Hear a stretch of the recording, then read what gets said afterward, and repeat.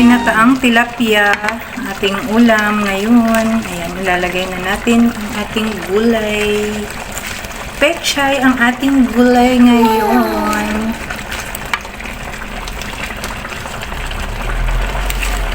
Ayan.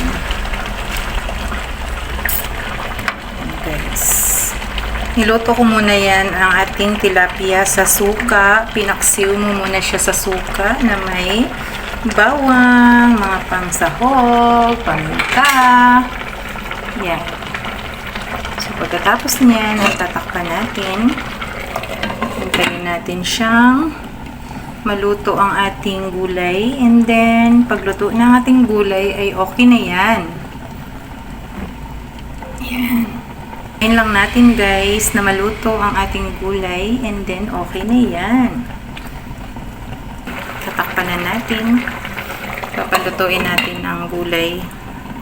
So, maluluto lang yan ang gulay kasi kulong-kulo ang ating tilapia.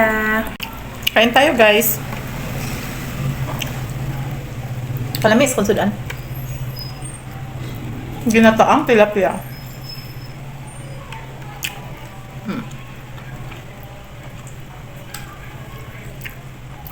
Pinaksiw ko muna siya sa... Kailangan siyang iangat kasi hindi makikita pa dyan. So, inuna ko pagkain yung ulo.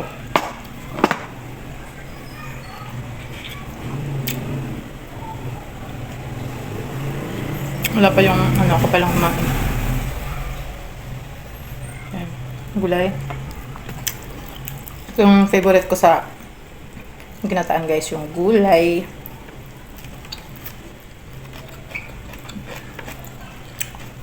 Ang ating ulo.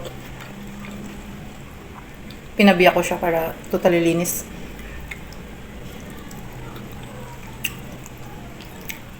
Yan.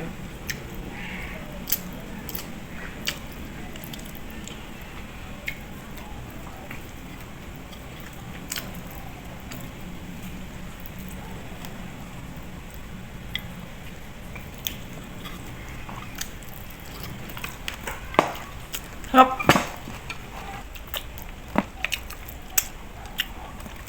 Sarap talaga magkinamot.